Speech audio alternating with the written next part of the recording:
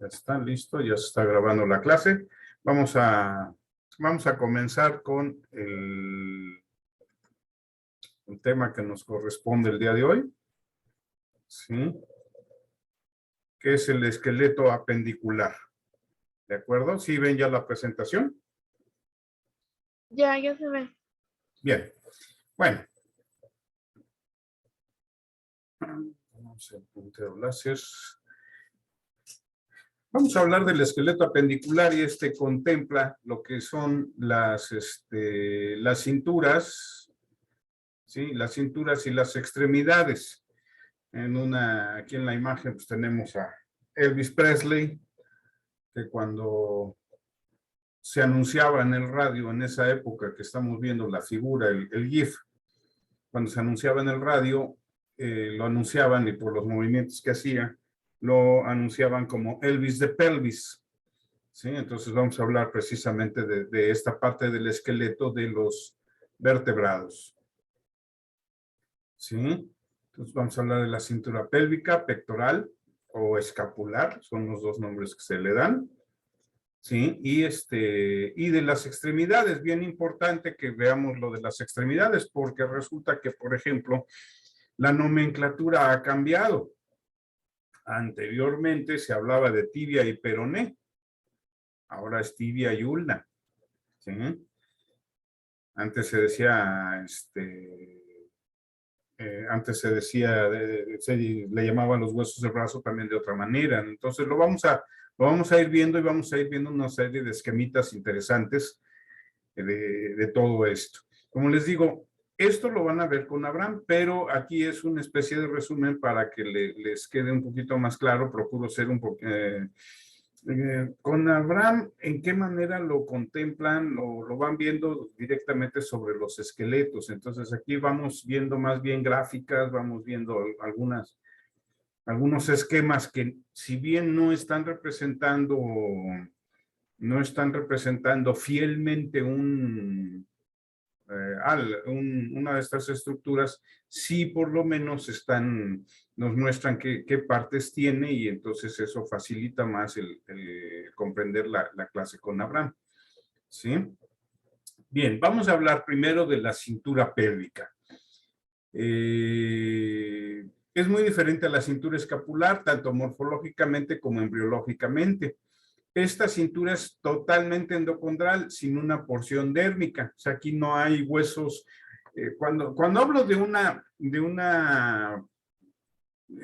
cintura endocondral, me refiero a que esta tuvo su origen en una osificación endocondral. No hubo una osificación desmal, como ya la habíamos visto, ya vimos los dos tipos de osificación.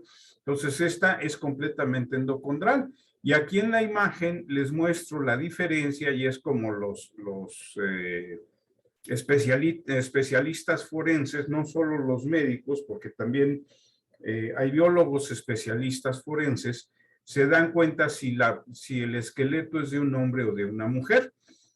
Nosotros estamos viendo esta apertura que se da en la cintura pélvica de una mujer. ¿Sí? Esta es la femenina, esta es la masculina, y vemos que esta tiene mayor apertura.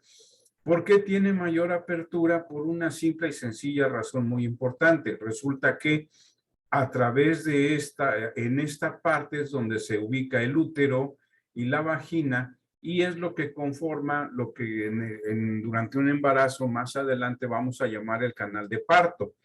Entonces, por aquí tiene que pasar la cabeza del bebé. Aún así, el cráneo de los seres humanos, el cráneo de los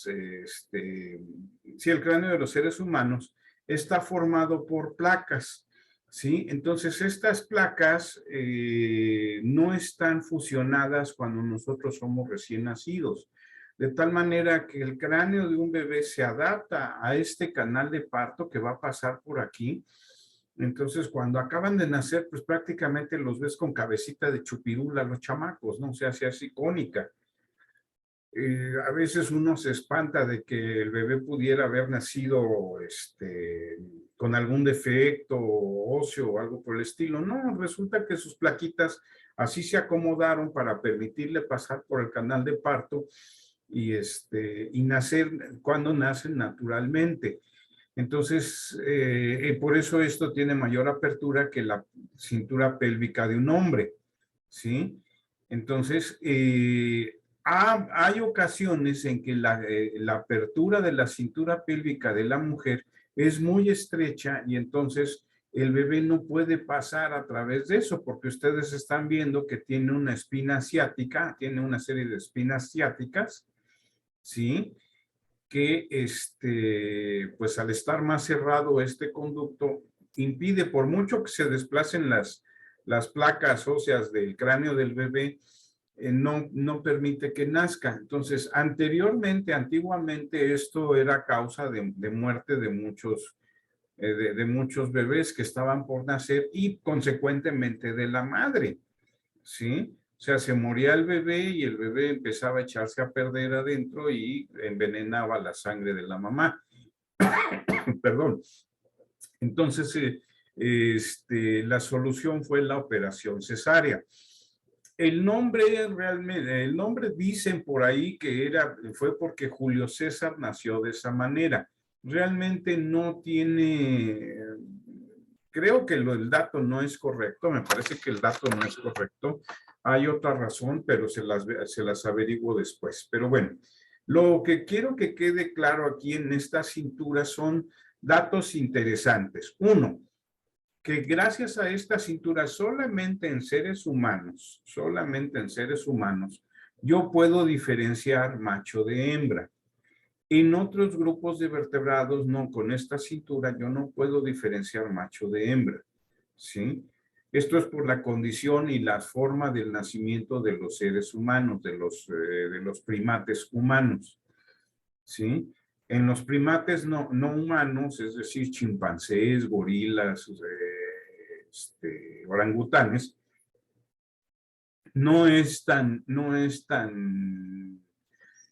aunque sí hay una cierta diferencia, no es tan clara. Más adelante vamos a ver por qué, porque vamos a ver ¿cómo se llama? Una imagen de estas cinturas pélvicas.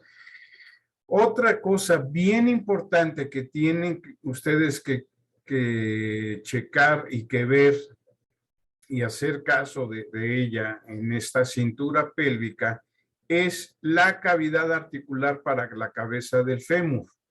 Esta estructura, esta parte, que aunque aquí le pusieron este nombrezote, tenemos un nombre más pequeño para denominarla. Es lo que se denomina acetábulo. Gracias a la posición del acetábulo, nosotros podemos saber con un rango de error muy pequeño si el organismo en cuestión es bípedo o es cuadrúpedo. De esta manera, de la manera en que está colocado el acetábulo en las cinturas pélvicas, es que nosotros, por ejemplo, en el esqueleto de Lucy es la Australopithecus afarensis que encontraron por ahí, sabemos que ya era bípeda, ¿sí? Más adelante vamos a ver la importancia del bipedismo en este sentido. Entonces son de las cosas que tienen que ver muy importantes en la cintura pélvica. Se compone principalmente de 3 huesos que siempre van a ser nombrados igual: el ilion, el isquion y el pubis, ¿sí? Y aquí hay una especie de un cartílago que une, porque la cintura en realidad no estaría cerrada, pero hay una especie de cartílago un poco endurecido que une ambas partes y le da una mayor estabilidad. Recordemos que gracias a esta cadera es que nosotros podemos caminar, ¿sí? Ahora, ¿cómo es esta cadera en los peces, en los distintos grupos de vertebrados? En los peces cartilaginosos, esta cintura se encuentra por delante de la cloaca, forma una placa cartilaginosa, y aquí, a diferencia de la cintura pélvica humana, la fusión de las dos mitades nunca se osifica, entonces aquí sí está libre, no se osifica. ¿sí? De hecho, aquí estamos viendo aquí ya vamos a empezar a ver que haya cierta fusión de huesos y entonces, ¿cómo le vamos a nombrar? Cuando se da la fusión de huesos, le vamos a dar algún nombre específico, ¿sí? Le vamos a dar un nombre específico de los huesos de los cuales proviene dicha fusión. O a veces no es tanto como tal y le damos otro nombre. Vamos a ver un caso muy específico en nosotros, pero aquí lo que quiero que vean en el caso de los tiburones, que tenemos el proceso ilíaco y la barra pubo-isquiónica, ¿sí? Entonces, aquí hay una cierta fusión de estos huesos y la diferencia entre la aleta pélvica de un tiburón hembra y la diferencia pélvica de un tiburón macho. Aquí es como diferenciamos. Si se recuerdan cuando vimos el Bauplan de los tiburones, hablamos de que toda la fecundación en tiburones es vía, es por fecundación interna, no hay fecundación externa, como en el caso de peces óseos. Y entonces esta estructura en inglés es lo que le llaman clasper, que significa algo así como gancho. Realmente en español tenemos una mejor palabra para definirla. Pasó de clasper, se manejaba la palabra clasper anteriormente y posteriormente se empezó a manejar la palabra gonopterigio. Pterigio es extremidad o aleta y gono relacionado con las gónadas, ¿sí? Después se empezaron a ver otros detalles y entonces se determinó ya actualmente que esta estructura no se llama, en español no se le llama clasper, clasper es el nombre en inglés, un nombre que incluso creo que en inglés también está entrando en desuso, ¿sí? Y ahora se le llama mixopterigio, ¿de acuerdo? Entonces es como diferenciamos machos de hembras. Y esto que está aquí de que es la ceratotriquia, que de hecho esto en sí es la extremidad, esto lo vamos a ver más adelante, pero nomás para adelantar, esta ceratotriquia que parecen así fideitos, parecen unos radios muy leves, muy delgaditos, es lo que se utiliza para la dichosa sopa de tiburón, ¿sí? No tienen sabor, acumulan una gran cantidad de mercurio más bien, y entonces, pues cada que tomamos esa sopa, si es que la toman, yo nunca la he probado, el maestro sí, casi lo ahorco cuando me enteré, ¿no?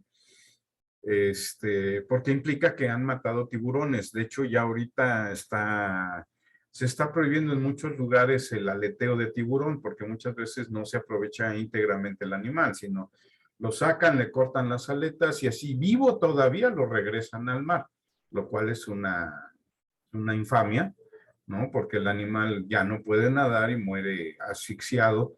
Y además, pues imagínense a ustedes que les corten las extremidades y los echen al agua. No van a poder nadar, ¿no? Entonces, y la extremidad así sangrando todavía, pues imagínense con la sal del mar, pues el dolor que se presenta porque muchas especies presentan dolor, ¿sí? Vamos a pasar ahora a cómo es esta cintura en los peces óseos. En los peces óseos hay muy diferentes formas. Aquí las dos mitades pueden osificarse, pero fíjense cómo está. Esto es en un pez óseo. Estas imágenes, la B y la C, ya empiezan a ser las imágenes de una cintura pélvica de organismos que caminan en tierra. Es decir, esta cintura ósea, la B, pertenece a Tiktaalik, el pececito, el pez que ya caminaba sobre sus extremidades. Y fíjense que ya empieza a estar presente el acetábulo. Y ya en un anfibio como tal, ya tenemos el ilium, el isquium, el pubis, Recuerden, son los 3 huesos que siempre conforman este tipo de cintura. Y el acetábulo, aquí va a ser donde va a articularse el fémur, ¿sí? Donde va a articularse la cabeza del fémur, que no es otra cosa, hablando en términos y estructura básica ¿cómo se llama? De los huesos, no es otra cosa más que una epífisis. La epífisis, una de las epífisis del fémur, ¿sí? Ahí se va a articular en el acetábulo. Entonces, fíjense qué importante es esto, ¿no?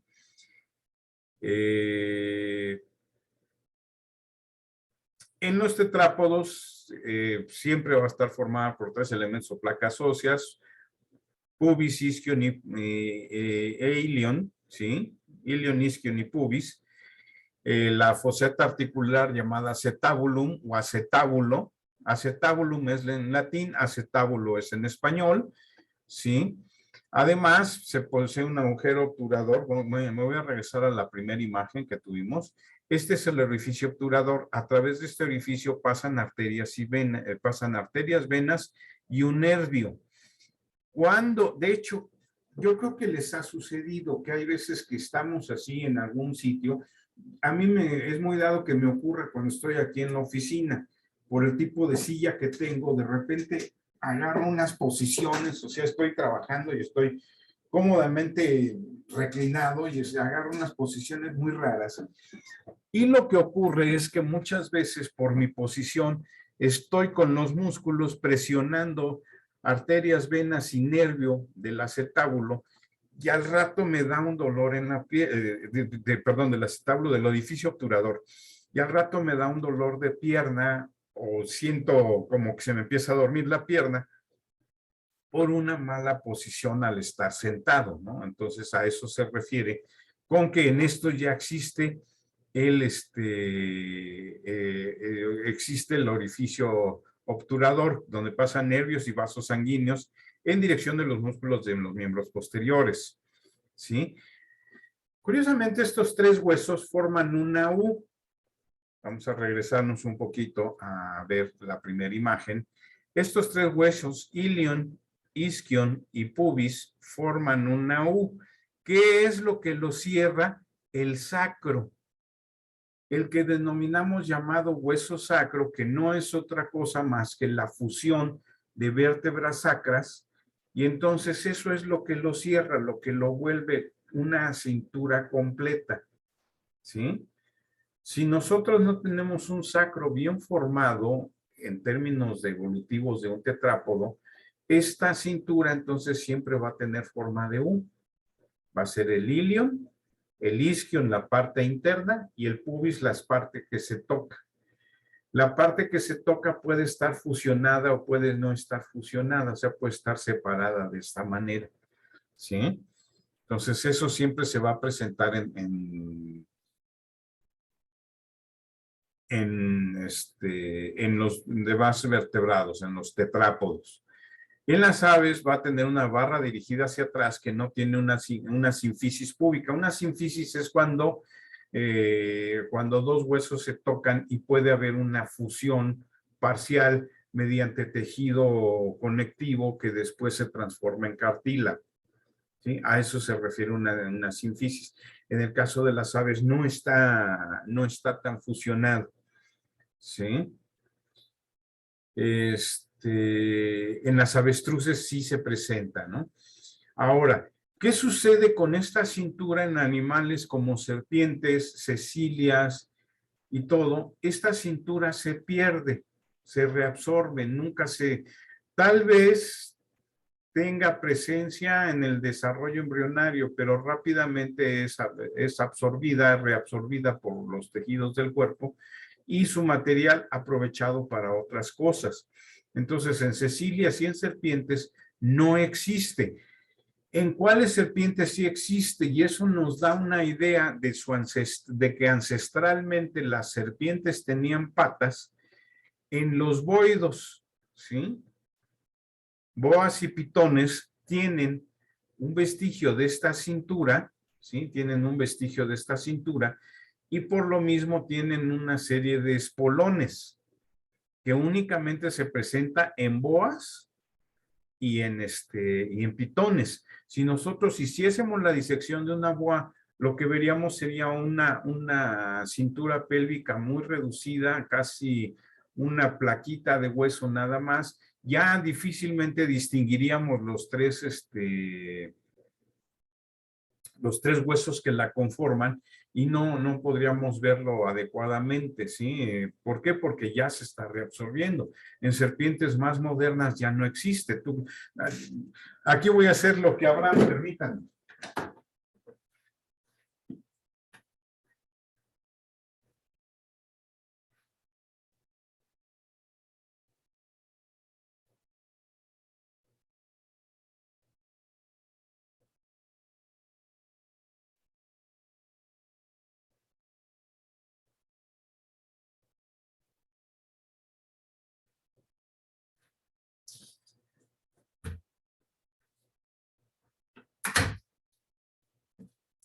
Las ventajas de estar en el laboratorio, me encanta. Este es un esqueleto de una serpiente de cascabel, ¿sí? Es uno de los, fue el proyecto de tesis de una de mis estudiantes que ya está por titularse, ya está en los trámites finales. Muy bonito proyecto. Entonces ella consiguió, ya muertas evidentemente, nosotros no las sacrificamos, serpientes de cascabel. Entonces ella logró que el esqueleto permaneciese unido, solamente la cabeza sí la separó porque como estamos viendo algunos aspectos ecomorfológicos de serpientes de cascabel y comparándolos entre Crotalus molossus, que es la serpiente de cascabel que está en el escudo nacional, y Crotalus basiliscus, que es este monstruo. Vean el tamaño de esta serpiente de cascabel. Si no me creen que es una cascabel, aquí está. ¿Sí? Esto es lo que suena. Esto es lo que suena. O sea, aquí sí dejó piel. Ahí está su etiqueta que utilizó porque usó varios ejemplares. Y si se dan cuenta, aquí toda la columna vertebral es igual y ya no hay cinturas, ni pectoral, ni pélvica. Ella hizo el corte y dejó piel a la altura de la cloaca, ¿sí? En esta parte se encontraba ubicada la cloaca. Entonces, si se dan cuenta, ahí, en esta serpiente ya mucho más evolucionada, no tenemos cinturas. Entonces, solamente si hubiéramos hecho la disección de una boa, podríamos haber tenido, ahí la complicación es que al quitar toda la musculatura, se llega a perder esa cintura. Entonces ahí lo que tenemos que hacer es con mucho cuidado, ir pelando la cintura pélvica y ver más o menos a qué altura está, ¿sí? Ahora, detalle interesante, estas espinas ciáticas son mucho más grandes, por ejemplo, en la cintura pélvica de otro mamífero que ustedes conocen bastante bien, llamado canguro. Porque si pensamos en un canguro, desgraciadamente no tengo ninguna imagen de una cintura pélvica de un canguro, pero les pido que imaginen. En esta parte del canguro van a estar útero, vagina y además el marsupio. Curiosamente, si hiciéramos la disección de un canguro, veríamos que la bolsa del marsupio tiene un par de tendones o de ligamentos, de tendones básicamente, ¿sí? Bueno, de una estructura de tejido conectivo que conecta con la espina ciática. De esa manera, el marsupio no tiende a moverse tanto. Recordemos que los canguros se mueven a saltos. Entonces, imagínense una canguro hembra saltando con la cría en el marsupio, pues va a estarse poniendo de calacazos aquí en la cintura pélvica, ¿no? Porque si estuviera suelta estaría. Ustedes intenten brincar, cuélguense una bolsa de su mamá e intenten brincar con la bolsa y van a ver cómo se hace la bolsa, ¿no? A cada brinco que dan, pues además de que se les van a caer las cosas, va a estar moviéndose mucho. En cambio, si está fija a estas espinas ciáticas, ya se mantiene más estable e incluso le ayuda al brinco porque forma un centro de gravedad. ¿De acuerdo? Entonces, sirve de sostén para las crías del marsupio. Esta imagen que a mí me encanta porque nos da una idea de cómo ha cambiado esta cintura, cómo ha evolucionado esta cintura pélvica, ¿sí? Tenemos a los sarcopterigios. Si se dan cuenta, no hay cinturas pélvicas aquí, ni de tiburones, ni de peces óseos. ¿A partir de dónde empieza? A partir de los sarcopterigios, que si bien son peces óseos, son un grupo muy particular de peces, ¿no? Por las extremidades como las tienen. Entonces, aquí ya en un tetrápodo primitivo tenemos el pubis, el ilion, el isquium, y ya tenemos, se alcanza a ver, está dibujada y destacada en un gris más oscuro, la foseta o el acetábulo. Aquí lo tenemos, ¿no? Los anfibios modernos, ahí está, ilion, pubis, isquion y el acetábulo. Los amniotas tempranos, ilion, pubis e isquion, y aquí está el acetábulo. Los reptiles tempranos, ahí está igual. En las lagartijas, fíjense ya el cambio que hay. En los dinosaurios, ornitisquios y saurisquios, vean la diferencia que hay. Y fíjense cómo aquí está, de hecho, perdón, en los saurisquios aquí está el acetábulo y en los ornitisquios aquí está el acetábulo. Fíjense qué parecida es y cómo este cladograma, basándose en ciertos caracteres, agrupó juntos a los saurisquios y a las aves. ¿Sí? Y luego ya pasamos a los sinápsidos, que son los mamíferos, y los terápsidos, una vez más, ilion, pubis, isquion y el acetábulo. Y en los mamíferos tenemos el ilion, el pubis, el isquion y el acetábulo como tal. ¿De acuerdo? Vamos a ver más estructuras de estas más adelante. ¿Sí? Aquí tenemos un par de grupos extintos de anfibios. ¿Sí? El foramen obturador o el hueco obturador del que hablábamos, por donde pasan arterias, venas y nervios, y el acetábulo, ¿no? Esta es arteria, Seriops. Seriops era como una salamandra gigante, medía aproximadamente 1,5 metros, ¿sí? Y estos son anfibios modernos, una salamandra, una rana, perdón, y una salamandra, ¿no? Y aquí tenemos los 3 huesos y el acetábulo donde se articula, ¿sí? Tenemos ya reptiles, la iguana, el aligator son los lagartos americanos, estos que viven en los Everglades. No es cocodrilo, es otra especie diferente, porque de hecho es chato, ¿sí? El Tyrannosaurus, así sería fíjense que es tan parecida, tan parecida la pelvis de un tiranosaurio a la de un ave, pero parecidísimo. O sea, si no tuviéramos la cabeza y no tuviéramos un registro fósil muy adecuado, pues diríamos es un pajarote, ¿sí? Es un ave gigantesca, ¿sí? Apteryx,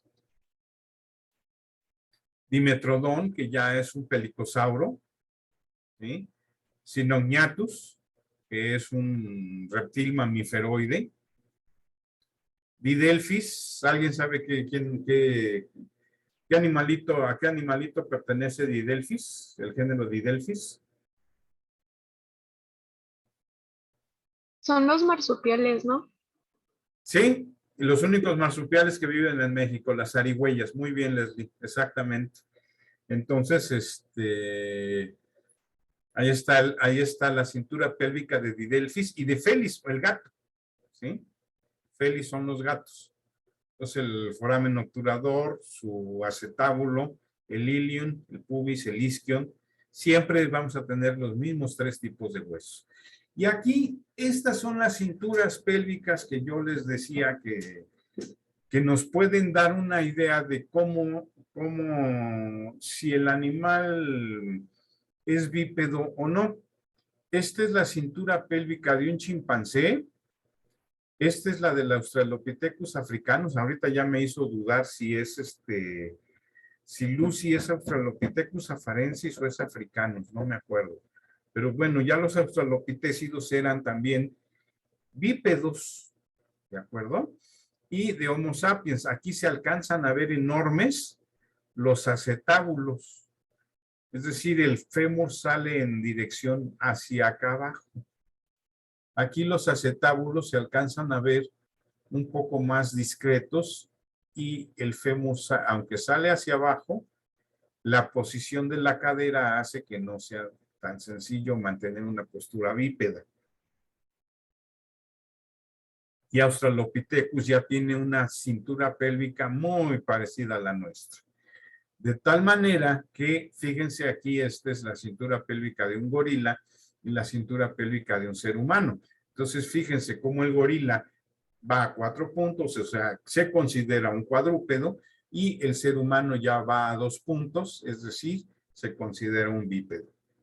¿De acuerdo? Curiosamente, parece ser que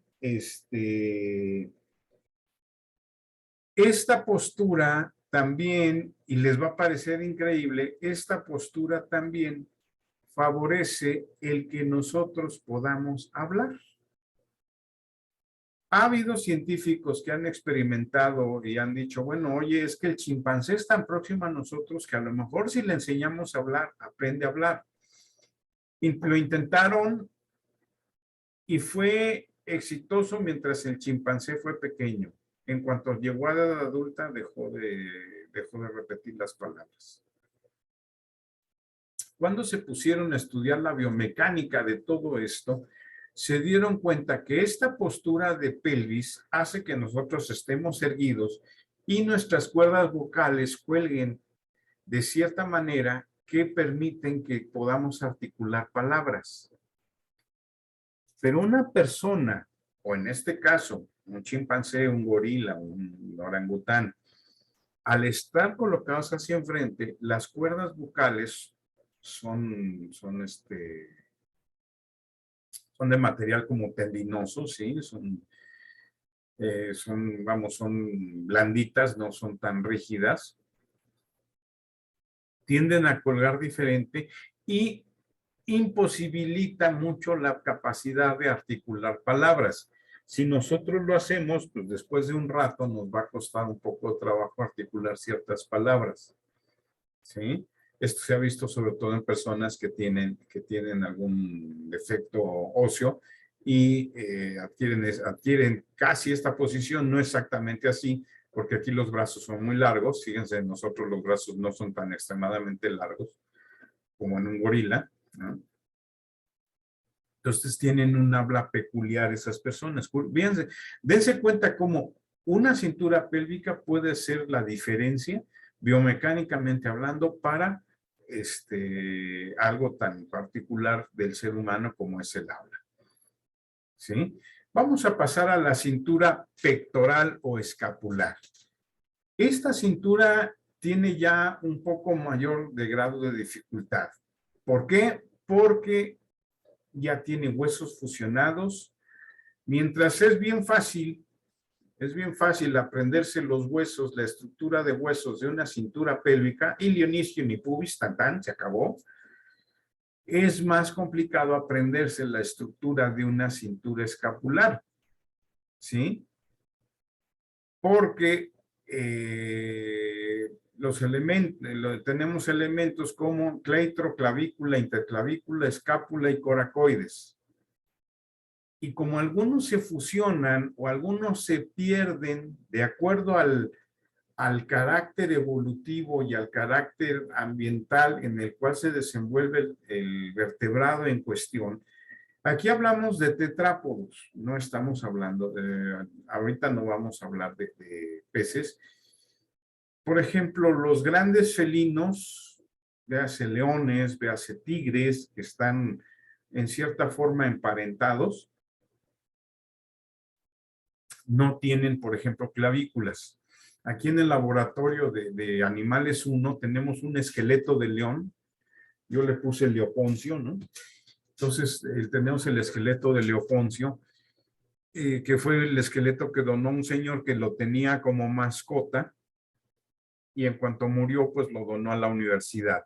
La única condición que puso fue el que le permitiéramos, ¿por qué lo quiso donar? Porque buscó a la universidad para que le ayudaran a quitar todo el tejido blando y que quedaran los huesos únicamente.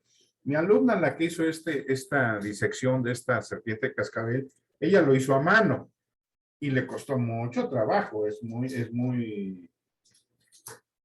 difícil hacer una disección quitando tejido. O sea, olvídense. Yo tenía por aquí mi cráneo, ya no lo veo, un cráneo de pez, así acá está.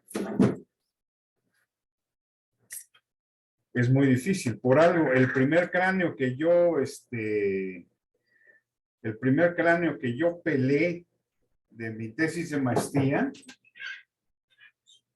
aquí está, me costó tanto trabajo que lo conservo, porque dije en la torre, qué trabajo, ¿no? Es quitar todo el tejido. Entonces, ¿por qué esto con la historia de León? Porque una manera muy fácil de quitar el tejido sin cansarse tanto y estar siendo tan minucioso al microscopio y todo eso, es utilizando unos organismos que se comen la carne. El problema es que también se comen los cartílagos. Se llaman derméstidos. Entonces, la universidad, tanto la Facultad de Veterinaria como ahora ya la Facultad de Ciencias, tienen un dermestario. El Instituto de Biología tiene su dermestario también. Este dermestario es donde se meten estos organismos, se meten con carne. Huele a demonios, de una vez se los advierto, ¿no? Huele a demonios un dermestario porque tiene cadáveres. Entonces huelen a cadaverina. Es la sustancia que liberan los cadáveres. Entonces huele a cadáver, huele a muerto. ¿Sí?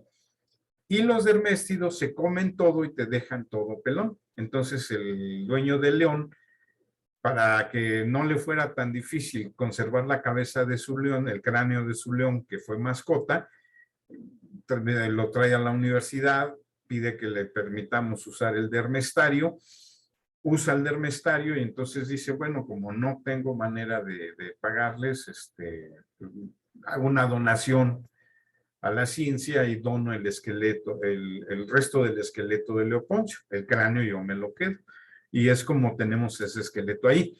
Cuando vemos el esqueleto, y es lo malo de no estar en el laboratorio, y ese sí no lo puedo traer porque está enorme y muy pesado, cuando vemos el esqueleto de Leoponcio, lo primero que notamos es la ausencia de clavículas.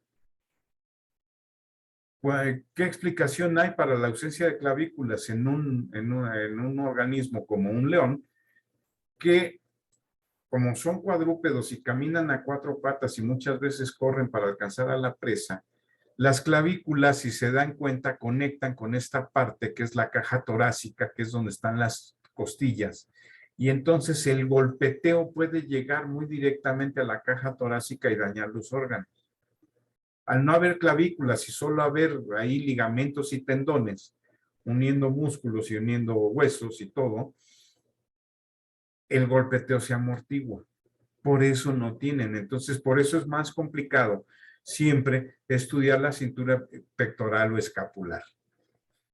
Además, esta cintura, la cintura pélvica, vimos que era completamente endocondral, es decir, toda comienza como cartílago y termina siendo ósea. Esta tiene elementos, componentes dermales, es decir, que se da una osificación de tipo dermal o desmal, ¿sí? O membranosa, que son los tres nombres que recibe esa osificación, que son tendones que se van osificando, ¿sí? Y tiene elementos endocondrales. Entonces, los elementos dermales son el cleitro, la clavícula y la interclavícula, ¿sí? Nosotros aquí está representándose la cintura pectoral de un ser humano. No tenemos una interclavícula. Esa la vamos a ver en otros organismos. Ahorita vamos a ir viendo cinturas pectorales y ahí vamos a ver dónde hay interclavícula. Pero tenemos una clavícula. Entonces, esta clavícula fue en realidad un tendón que se osificó. ¿Sí? Fue un tendón que se osificó. Y en cambio, la escápula y el coracoides, la escápula que es en nosotros, los omóplatos, si forzamos tantito el brazo, sentimos los omóplatos. De hecho, cuando somos chiquitos, cuando somos niños, y tendemos a ser, y si somos niños flaquitos, una frase que tienen mucho las mamás es, ay, mira, se te ven las alas, ¿no?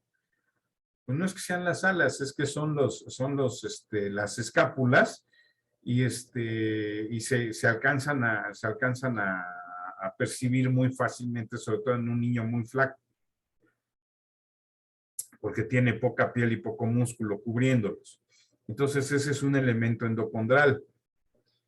Bien, vamos a empezar a ver ahora la cintura pectoral en peces cartilaginosos, óseos, y vamos a ir pasando, vamos a ir en la gradación evolutiva como va, ¿no? Entonces aquí tenemos, y aquí las flechas nos indican cuál es la parte anterior y cuál es la parte posterior, ¿sí? Aquí tenemos las aletas pectorales de un tiburón y su cintura pectoral. Tenemos el proceso escapular, el proceso supraescapular, la barra coracoides, ¿sí? Y si se dan cuenta, también tiene forma de U. Y aquí es donde se articulan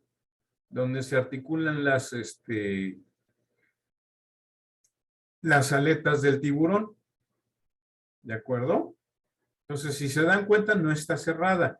¿Cómo se vería esta cintura escapular? Aquí lo malo, eso sí, no tengo un esqueleto de tiburón. Tenía, pero se los llevó Abraham. Entonces, ¿cómo se articula esto? Aquí en esta parte, donde están viéndose las dos líneas, en esta parte estaría la columna vertebral. Y entonces este cartílago supraescapular se une a la columna vertebral en los tiburones mediante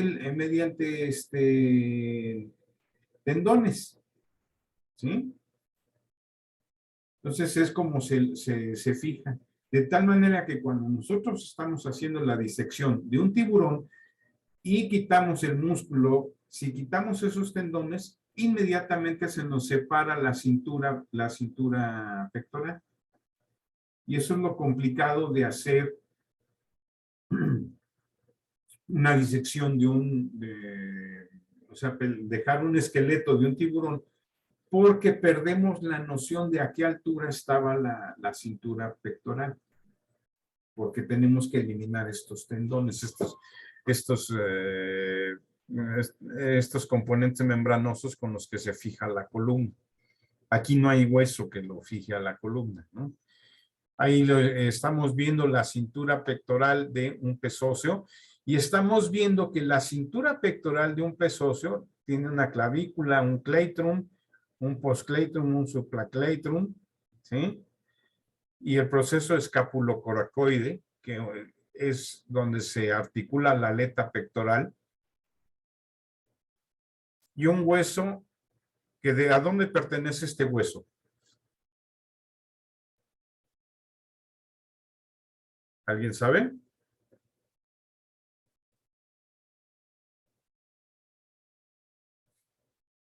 Temporal y ya nosotros no hay postemporal. Temporal, los huesos temporales, aquí.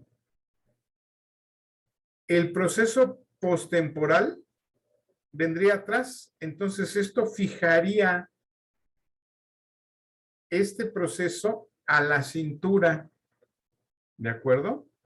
De tal manera que sería el equivalente a cuando traemos un collarín, cuando llegamos a chocar y que nos ponen collarín, sobre todo collarín rígido, es muy parecido a que tuviéramos un hueso postemporal conectado con toda la cintura. ¿No? A mí me encanta cuando tengo algún amigo que lamentablemente tuvo un accidente y le ponen su collarín, me encanta llegar y hablarles por atrás, porque si ahorita llega alguien y me habla, abre la puerta o me habla por atrás, lo que voy a hacer es voltear, ¿no? Pero nada más volteo la cabeza y puedo ya ver algo. Cuando estás con el collarín, pues no puedes voltear la cabeza, entonces se voltean todos, ¿no? Entonces llego y, oye, fulano, y cuando lo veo que se va volteando, camino hacia el otro lado y le hablo del otro lado, y ahí lo traigo dando vueltas hasta que se da cuenta que me lo estoy cotorreando, ¿no? Eso es lo que ocurre en los peces. De hecho, Nemo, incluso venden, bastante caros, por cierto, venden unos modelitos de Nemo, de cómo sería la anatomía interna de Nemo. Y Nemo ya no tiene hueso postemporal. Por eso Nemo y Marlin y Dory, todos los peces que salen en la película, pueden mover perfectamente el cuello y la cabeza. ¿Sí? Entonces, esto aunado a que no hay muchas vértebras cervicales que son las que forman el cuello, pues provoca que la cabeza de los peces esté fija y si necesitan voltear a ver, lo que tienen son, ya les ha platicado un poco de los músculos oculares el doctor Abraham. Cuando veamos musculatura los vamos a ver más a detalle, ¿eh? Entonces ellos pueden forzar los ojos y ver hacia atrás sin necesidad de voltear. La otra es que tienen que girar todo el cuerpo, pero si viene un depredador en lo que vuelven a girar para huir, el depredador ya los capturó. Entonces, por eso los peces pueden voltear los ojos de cierta forma que puedan ver hacia atrás sin necesidad de voltear, porque no pueden voltear porque no tienen un cuello, solamente tienen la vértebra cervical, el atlas, y el postemporal está fijándolo fijando el cráneo a toda la cintura pectoral. Ahí lo tenemos, ¿no? Ahí está ya cómo se presenta. ¿Sí? Aquí está el postemporal y aquí, aunque otros huesos nos tapan, esta sería la cintura pectoral y este postemporal se está fijando aquí. ¿De acuerdo? Entonces, por eso los peces no tienen la capacidad de voltear. En el caso ya de anfibios, vamos a ir avanzando hacia anfibios. Tenemos, por ejemplo, fíjense que también tiene forma de U. Entonces tenemos la escápula, el cartílago coracoide, el cartílago procoracoide, ¿sí? Y tiene forma de U. Pero fíjense cómo ya cambiaron los huesos, o sea, no están todos los huesos que nosotros mencionamos al principio. Sí, aquí está la cintura pectoral, la supraescápula, la clavícula, ¿sí? El procoracoide, aquí está el esternón, ¿sí? Y algunas otras estructuras. Estos en una vista dorsal es un esqueleto de rana y en una vista ventral. No traigo el esqueleto de la ranita que tengo aquí, eso sí tengo un esqueleto de ranita. ¿Por qué? Porque solamente veríamos la porción, lo veríamos solamente desde la vista dorsal, porque está pegada a un cartón. ¿Sí? En el caso de los reptiles, la cintura escapular va a constar de escápula, coracoides, procoracoides, clavícula, y aquí ya se da la interclavícula.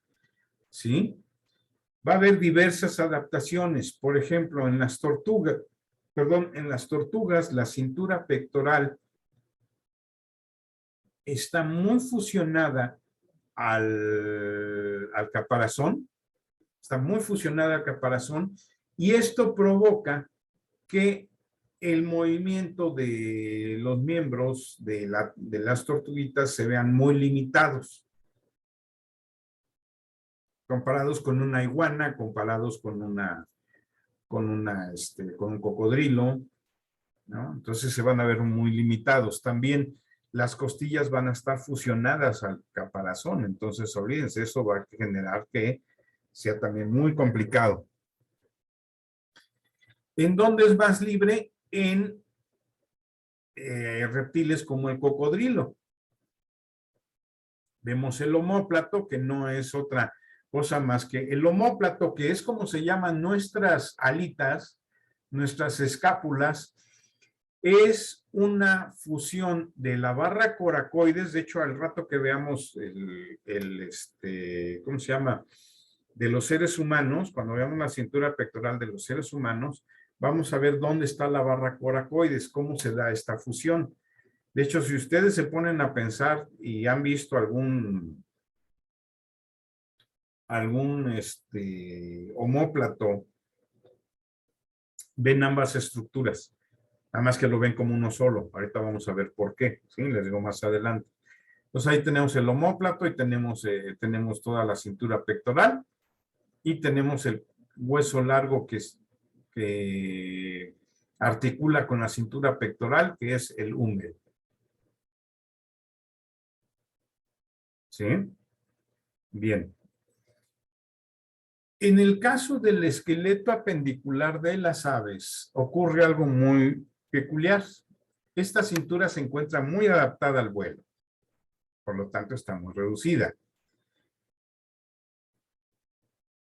En las aves, lo que es muy conspicuo son las barras coracoides y la fúrcula. La fusión de ambas clavículas forma la fúrcula. Esto es la llamada fúrcula, o también conocida como el hueso de los deseos. No sé si ya han escuchado hablar del hueso de los deseos. En México no es una tradición tan arraigada, más bien es una tradición gringa, ¿sí? Norteamericana, que cuando están comiendo pavo o están comiendo pollo, de repente sale por ahí la cintura, esta parte de la cintura pectoral. Entonces le llaman huesos de los deseos porque cada quien se pide un deseo, cada quien pide un deseo, dos personas lo encuentran, piden un deseo, cada uno toma con sus dedos una clavícula, ¿sí? O sea, alguien toma con sus dedos esta clavícula y alguien toma con sus otros dedos esta clavícula y lo abren para partirlo. Aquel que se queda con la parte fusionada, es decir, con la mayor parte, porque así se parte este hueso muy fácilmente, es un hueso, perdón, delgado. El que se queda con la mayor parte se supone que es al que se le cumple el deseo, por eso se le llama el huesito de los deseos. ¿Dónde se encuentra? Se encuentra aquí. ¿No? Pues fíjense cómo está precisamente muy reducido. Muy reducida esta cintura pectoral. Tiene que ver con esto y tiene que ver, este es el húmero. Sí, pero está muy reducida. Entonces aquí sí hay clavículas, pero están fusionadas en la denominada fúrcula. Y llegamos al esqueleto apendicular de mamíferos, a la cintura pectoral. Esto es de una vista dorsal, es decir, estamos viendo de espaldas, y estos son los omóplatos. Los omóplatos están formados por la escápula, que es la mayor parte del hueso plano, y una barra coracoides, que es esta, que está fusionada. ¿Sí? Está fusionada. Entonces, no es que el hueso se haya formado así como tal. Llegó un momento en que se formó por un lado la barra coracoides, por otro lado la escápula, y de repente se fusionaron, y entonces es por eso que se da este ángulo tan amplio, ¿sí? Esto sirve para la inserción de músculos de los brazos que nos permiten mover los brazos y girarlos, ¿sí? Entonces, esta barrita que se fusiona es lo que le da el nombre de omóplato a toda la estructura. ¿Sí? Precisamente les decía, esta cintura pectoral es la que permite que giremos nuestros brazos. Un gato no puede hacerlo. ¿Sí?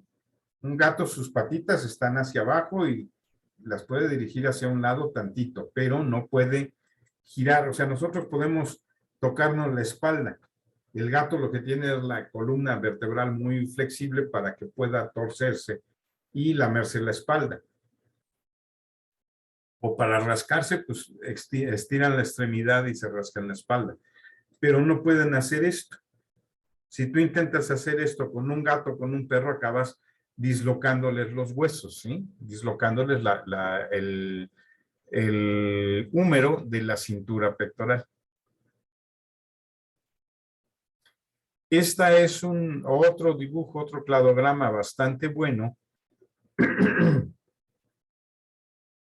de cómo son en los teleosteos modernos, cómo son la cintura pectoral, en los osteícteos primitivos, en los tetrápodos primitivos, en los anfibios modernos, en los amniotas primitivos, en las tortugas, lagartijas, el lagarto americano,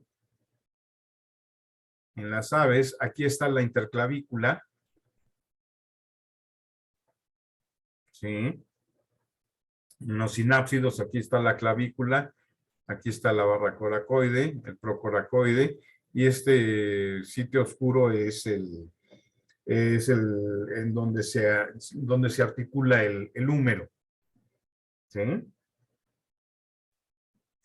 Ahí lo estamos viendo. Esta es la espinita que les digo. Ahí está todo lo que es ¿cómo se llama? La escápula, no, el omóplato. Están las clavículas, ¿sí? Que ustedes las pueden sentir si se tocan aquí. Si se tocan aquí abajito del hombro, van a sentir inmediatamente las clavículas, ¿no? Vamos a hablar ahora de las extremidades. En todos los vertebrados existen cuatro extremidades, o sea, son 2 pares de extremidades. No puede haber más. Ya les hablé en la clase introductoria de de que no puede haber más, ¿sí? Estructuras. ¿Por qué? Porque sería una aberración. Entonces ya no seríamos tetrápodos, seríamos hexápodos o algo por el estilo, ¿no? Entonces, en el caso de los peces, tanto cartilaginosos como óseos, se denominan aletas pectorales, las anteriores, y pélvicas, las posteriores. En el caso de los tetrápodos, se denominan miembros anteriores y posteriores. En todos los casos están asociados a cinturas, ¿no? Y aquí está otra vez el cladograma, donde está Tiktaalik. Se originan embrionariamente en las denominadas crestas epidérmicas apicales. Están reguladas por la expresión de genes homeobox,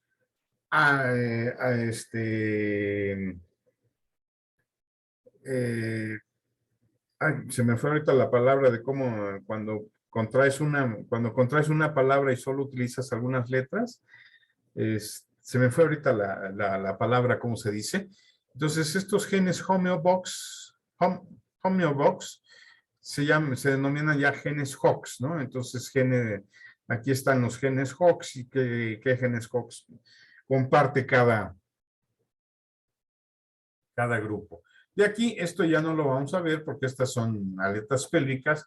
Vamos a ver la pectoral. Vemos la barra coracoides, el proceso escapular, el cartílago escapular, ¿no? Y si lo viéramos una vez más, forma una U. Forma una U también. ¿De acuerdo? En el caso de los peces óseos, también se forman las aletas pectorales. Aquí está lo que les decía de las aletas. Perdón. ¿Cuál es la teoría en la que se da? Que es por plegamiento del cuerpo, y por eso cuando tenemos peces muy primitivos, están muy pegadas sus aletas pélvicas a la aleta caudal. ¿Sí?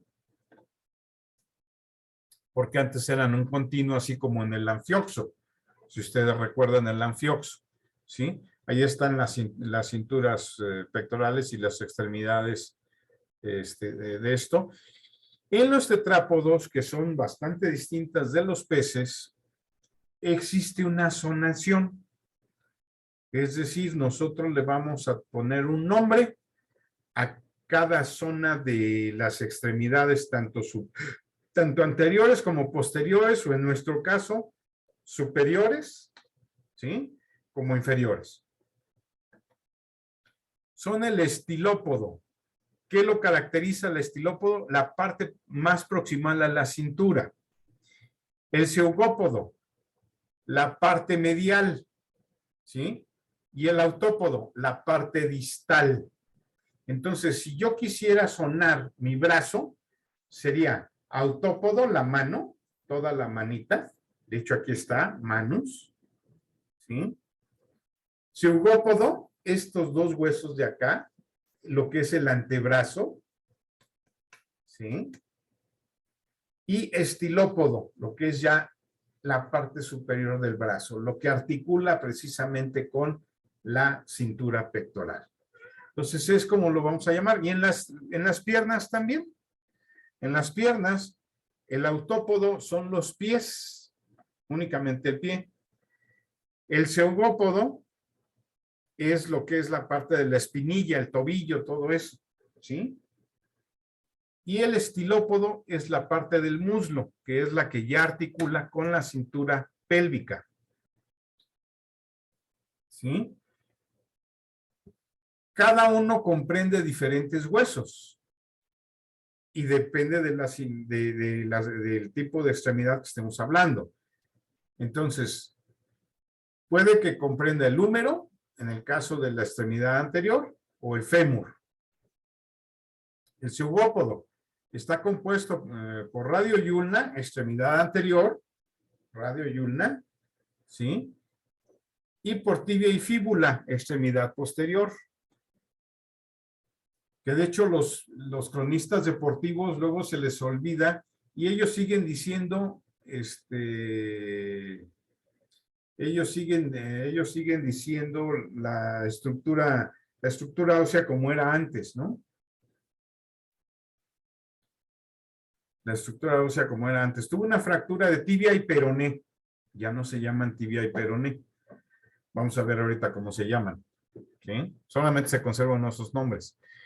Y el autópodo, ya es, en el caso del brazo, radio y ulna, en el caso de la pierna, tibia y fíbula. Ya no es peroné, es fíbula, ¿sí? En la extremidad posterior.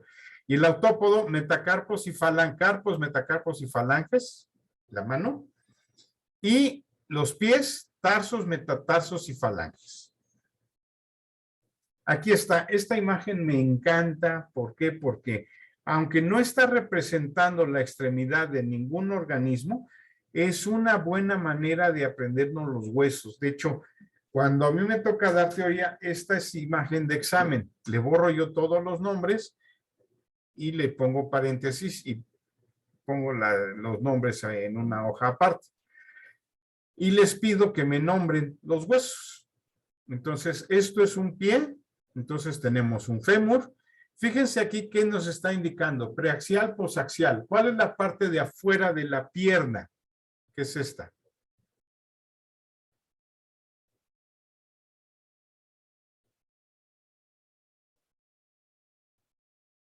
¿Nadie lo ubica? Esta es la parte de afuera, la preaxial. Y esta es la parte de adentro. De tal manera que si yo me toco, bueno, aquí no voy a hacer la maniobra porque cuesta un poco de trabajo, pero lo voy a hacer con el brazo. Que también tenemos posaxial y preaxial. Si yo toco esta parte de mi brazo, estoy tocando la ulna. De este lado está la ulna. Y de este lado de la parte preaxial está el radio. ¿Sí? De hecho, el radio se siente mejor que la ulna. La ulna está debajo de mucho músculo. ¿De acuerdo? En el caso de los dedos, aquí tengo los carpales, acá los metacarpales y las falanges. ¿Sí? En el caso de los pies se llaman metatarsales, tarsales y falanges también. ¿Queda claro este esquema, muchachos?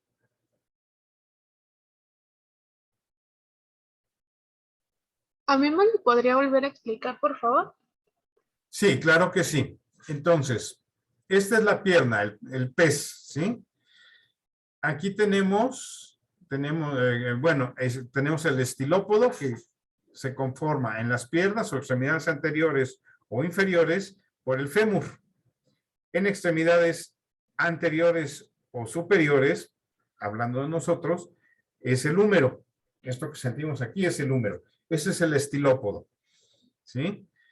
Aquí sí no importa dónde toquemos, tocamos el estilópodo, el húmero, o tocamos el fémur, ¿sí? No importa porque es un solo hueso. Donde tenemos dos huesos es en el zeugópodo o zeugopodium. Cualquiera de los nombres es correcto. Uno es castellanizado y el otro es latinizado. Terminación IUM es latinizado. Estilópodo es castellanizado. El nombre es correcto. ¿Sí? Entonces, en el caso del zeugopodio tenemos ya dos huesos. En el caso de la pierna tenemos fíbula y tibia. La fíbula se encuentra hacia el interior. La fíbula se encuentra hacia el interior. Déjenme ver si tengo algún esqueletito por aquí. No, no tengo ningún esqueleto. De juguete, ¿no? No tengo ningún esqueletito. ¿Sí? Entonces, si nosotros tocamos por dentro nuestra pantorrilla, estamos tocando la fíbula, porque esa es la parte posaxial. La parte preaxial, si tocamos por fuera nuestra pantorrilla, estamos tocando la tibia.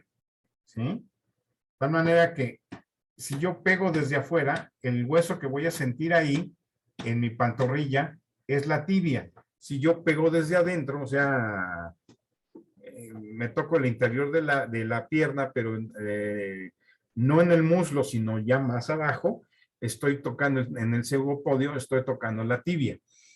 En el caso del brazo, si yo toco esta parte del brazo, la parte interior de mi brazo, voy a sentir aquí la ulna, ¿sí? Hay músculo, pero se alcanza a sentir, de hecho se alcanza a sentir más hacia la mano, ¿sí? Esa es la ulna, que es la parte posaxial. Y la parte preaxial es la parte de afuera. Aquí lo que estoy tocando es el radio, ¿sí? Lo que estoy tocando aquí es el radio y aquí estoy tocando la ulna, ¿de acuerdo? Los carpales están en esta parte, en el caso de la mano, los carpales están en esta parte de aquí, ¿sí? Los carpales. Los metacarpales están justo en donde se forman los nudillos, ¿sí? Y a partir de aquí son las falanges. ¿Cómo podemos saber cuántas falanges tenemos? Muy sencillo. Ahí están indicadas. Ahí están dibujadas. ¿Sí? ¿Por qué? Porque cuando nosotros flexionamos la mano, estas partes es donde se articula cada falange y entonces se doblan y por eso la piel tiene esa forma. Aquí les voy a contar un dato muy curioso. Alguien que conocí tenía, por un defecto genético, fusionados dos de sus falanges del dedo meñique. Entonces a mí me llamaba la atención y yo le decía, a ver, enséñame tus manos, ¿no? Porque estaba muy chistoso. Ponía las manos así y mientras aquí se alcanza a ver en mi dedo meñique perfectamente la arruga que marca la falange de la uña y la falange medial, esta persona no tenía esta arruguita. Estaba parejo su dedo y los dos dedos meñiques los tenía así. Entonces ella no podía hacer esto, doblaba nada más así. ¿No? Es muy curioso eso de... Entonces estas son las falanges. En inglés, al dedo gordo del pie se le llama hallux y al dedo chiquito se le llama minimus. En español, en inglés, en la mano, al dedo pequeño también, al meñique, nosotros le llamamos meñique, pero para los gringos, para la gente de anglófona, es decir, de habla inglesa, este es el minimus, ¿sí? Y este es el pólex, el pulgar. Entonces, si se dan cuenta, el pulgar es preaxial y el minimus, perdón, A ver, espérame. Este sería, está así, polex preaxial. No. Aquí se me hace que tiene un error la figura, fíjense. Porque si yo pongo mi mano así, esto sería posaxial. O sea, ya estaría en mi columna vertebral. Fíjense que ahí, fíjense que es bueno esto. Ahí descubrí un error que tiene la figura con eso. Entonces no la crean completamente por cómo están ubicados los dedos. Preaxial, posaxial. Bueno, pues eso, ahí sí ya me hice un poco de bolas con esto, ¿no? Pero voy a estudiarlo mejor y a verlo en algunos otros libros para determinar que esto me parece. Esta imagen, no crean, yo la corregí porque tenía un error. Y unos compañeros en alguna clase me hizo ver el error. Dije, tiene razón, completamente tiene razón. Entonces yo la corregí con Photoshop.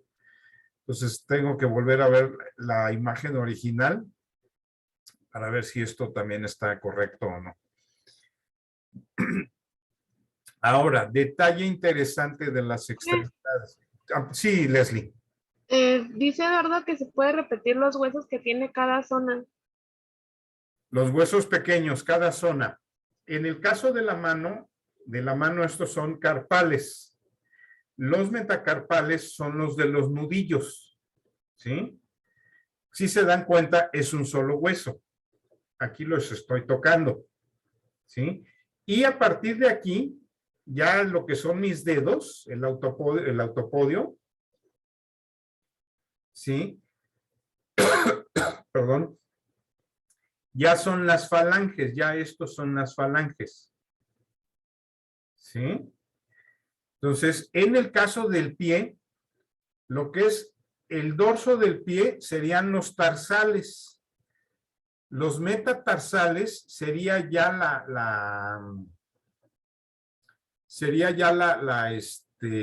¿cómo se llama? Pues el equivalente a los nudillos, a los nudillos del pie, ¿sí? Si doblamos nuestros dedos del pie, esos serían los metatarsales. Y ahí las falanges van a ser los dedos del pie. Evidentemente, dependiendo del carácter donde se desarrolla el organismo, los dedos de los pies pueden estar muy cortos, como en el caso nuestro, y entonces va a haber fusión de falanges, ¿sí? No vamos a tener todas estas falanges, va a haber fusión de falanges. Si ustedes comparan el pie de una lagartija con el pie de un ser humano, los dedos del pie de la lagartija, o sea, de las patas posteriores, van a ser muy largos. Y en cambio nuestros deditos son pequeños. ¿Sí? Entonces, aquí lo malo es, les digo, no tenemos acceso al esqueleto que tienen ahí en el Laboratorio de Animales 1, porque ahí podíamos ver perfectamente cómo están formados los pies y podíamos ubicar cada hueso. ¿Sí? Así aquí en el chat me pusieron. Entonces, estilopodio hasta el codo, del hombro hasta el codo, de la cadera hasta la rodilla. Ese es el estilopodio. Pseudopodio, en el caso del brazo, del codo a la muñeca, del codo a la muñeca en el caso del brazo. En el caso de la pierna, es de la rodilla al tobillo. ¿Sí? Ese es el pseudopodio. Y autopodio, a partir en el caso de las piernas, a partir del tobillo hacia los dedos de los pies. Y el autopodio, en el caso de nosotros, es a partir de la muñeca, ¿sí? A partir de la muñeca hacia los dedos de las manos. Entonces, esta imagen y esta presentación se las voy a pasar para que les quede más o menos claro. Esto de posaxial, preaxial, déjenme ver si no me estoy confundiendo. Preaxial antes de la columna, posaxial después de la columna. Bueno, pues entonces yo más bien me gustaría más bien llamarle proximal y distal, ¿sí? Proximal en medio, distal afuera. Entonces sería, este sería distal y este sería proximal, porque tanto el dedo gordo de los pies como el pulgar están hacia la parte media. Entonces, voy a cambiar esta imagen y ya que la cambie con Photoshop, se las mando para ponerle mejor, para que no sea confuso, le voy a poner proximal y distal. Proximal es lo que está hacia el centro, hacia la parte de la columna vertebral, y distal lo que está hacia afuera. ¿Sí queda claro? ¿Ya queda claro para todos este esquemita? Ya. Muy bien. Bueno, entonces ahora hablábamos precisamente de estas homologías y aquí tenemos, me gusta mucho esta imagen porque nos da una idea de esto que estamos viendo acá, ¿sí? Nos da una idea del húmero, cómo está en un humano, en un gato, en una ballena y en un murciélago. De este hueso, ¿cuál sería? El que está como en color amarillo subido o anaranjado. ¿Este hueso cuál sería?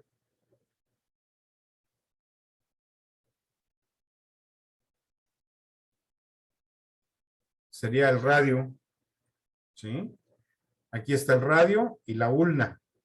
El radio en un ser humano, el radio en un gato, el radio en una ballena, el radio en un ala de murciélago. Y la ulna en el gato, la ulna en la aleta de una ballena, y la ulna, fíjense qué reducida está en el caso de del ala de un murciélago. Tenemos aquí los carpales y sí son carpales, sí,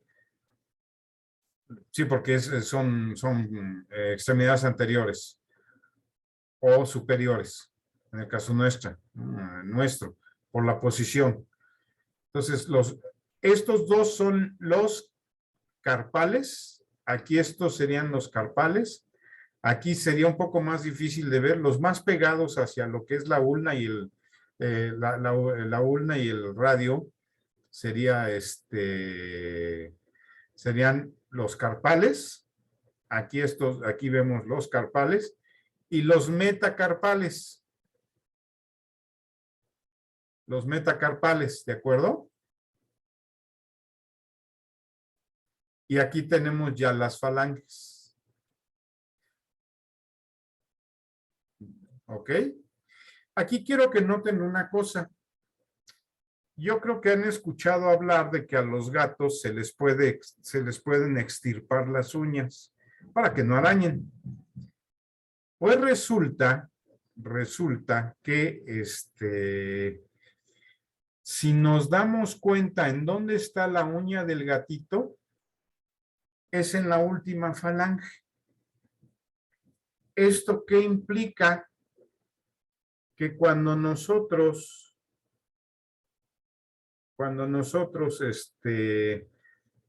cortamos las falanges, las uñas del gato, estamos cortando esta falange. O sea, si a nosotros nos extirparan las uñas, nos quitarían este pedazo del dedo.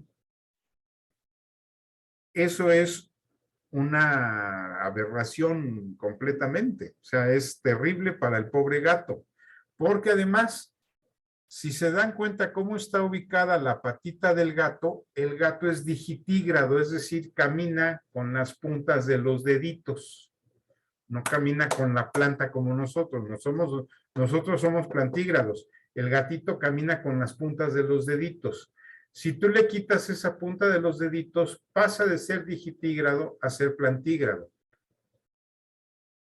Y entonces eso lo altera y le va a provocar lesiones muy posteriores, lesiones en la columna, porque ya no camina igual, va a perder habilidades. Por eso no es recomendable extirpar las uñas de los gatos. Ya es como cuando se hace la operación de rabo y orejas de un perrito, que es agresión contra el animal. Ya se considera agresión contra el animal. ¿De acuerdo?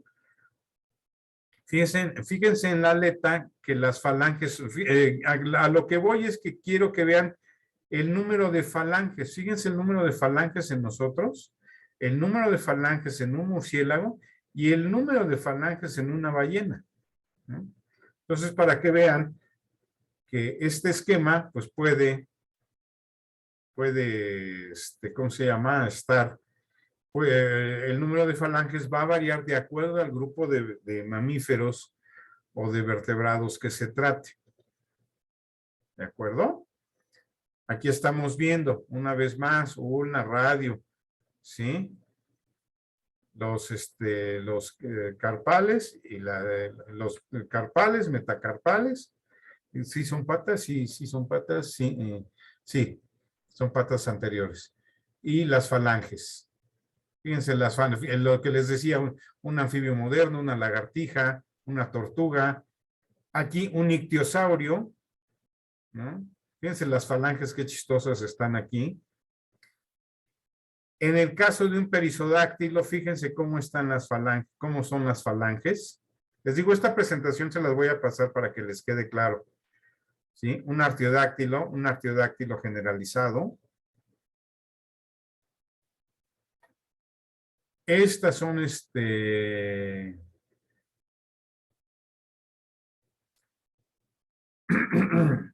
perdón. Estas son extremidades posteriores, ¿sí? Entonces aquí tenemos fíbula, tibia, los fibulare, tibiale, que son en sí, ¿cómo se llama? Metacarpales, no, perdón, metatarsales, perdón, tarsales y metatarsales, y las falanges. Y quiero que vean, este es bien importante, este de aquí. Fíjense en el caballo. El caballo, para que ahora sí que, como dice Javier Santaolalla, después de esto su mente va a flipar, ¿no? Que me llama la atención esa palabra en los españoles. Este es un caballo fósil. Entonces, la pata del caballo no es realmente lo que consideramos la pata del caballo. En realidad, la parte final de la pata del caballo no es una pata del caballo, es una falange. Son metatarsales. Y aquí están las falanges. Entonces, los caballos también se apoyan en los deditos. Por eso tienen el casco. Fíjense, así era la pata del caballo antes y así es la pata del caballo actualmente. Entonces se está apoyando en un dedo. ¿Dónde quedan los demás dedos del caballo? Aquí están marcados con números romanos. Es decir, se reabsorben y quedan vestigiales en la patita del caballo a nivel de los metatarsales. ¿Sí? Entonces, esto es algo interesante, ¿no? Porque uno pensaría que la parte que estamos viendo de la pata del caballo es donde van a estar la fíbula, la fíbula y la tibia. Y resulta que no. Esto ya son los metatarsales y muy estirados. Pues para que se den una idea de cómo está ese diseño tan extraño en la pata del caballo. ¿Sí? Fíjense en un gato. ¿Qué diferencia? Y aquí lo que les decía, la última falange es la que tiene la uñita.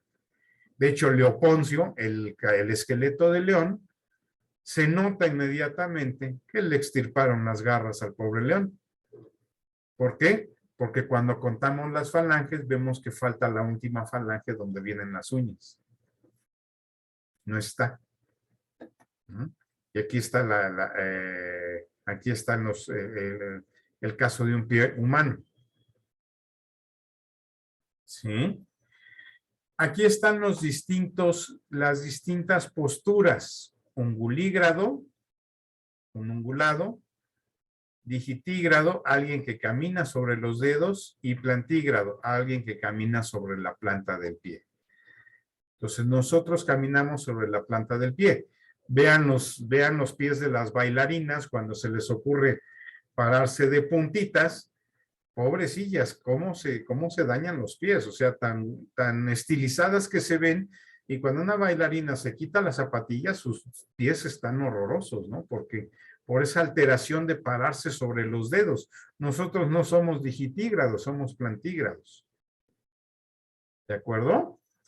Bien, de esta manera terminamos con esta parte del esqueleto apendicular. Voy a dejar de compartir pantalla